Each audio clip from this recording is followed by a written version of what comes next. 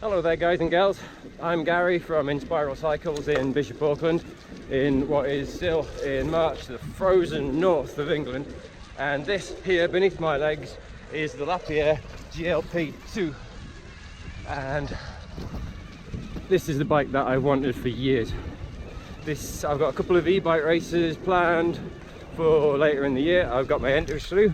Let's hope COVID doesn't knock them on the head, and I'm so glad that I've got this bike because this is my secret weapon. Now, this bike has been developed by the guys at Lapierre over the past 5 or 6 years. The previous version had the old Bosch motor in it.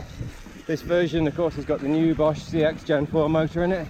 Riding characteristics are really good, and what makes this bike so special is where the weight is. So that is the battery. Lapierre have used an external battery pack to place it right in the middle of the bike, low down and far back.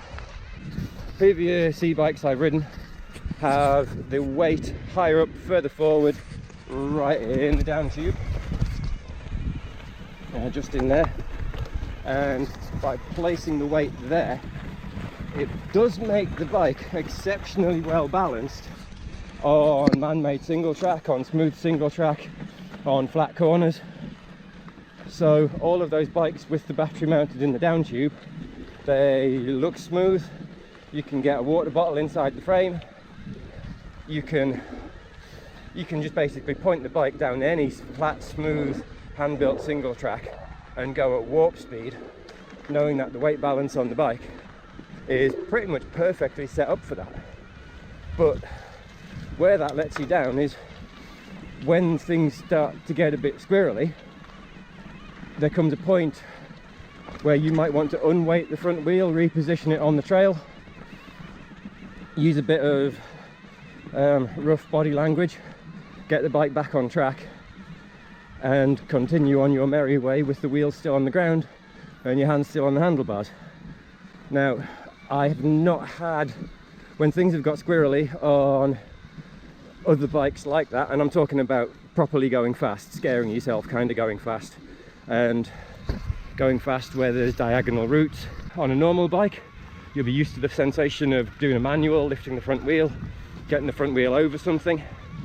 On a normal full-powered e-bike, I don't particularly have the weight and the bulk and the upper body strength to give the bars a great big hike, pull back on the handlebars and get the front wheel more than an inch or two off the ground, especially when you're already pointing downhill. But on this bike, with the rearward weight balance, I've just got the confidence to push incredibly hard.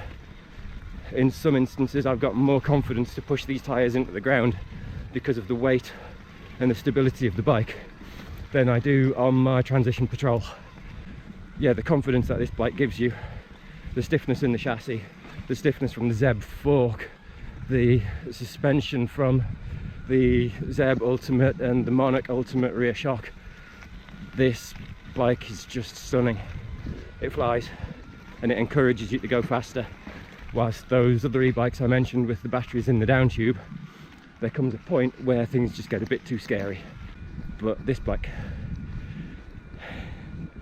I'm like a dog with two dicks. This is brilliant.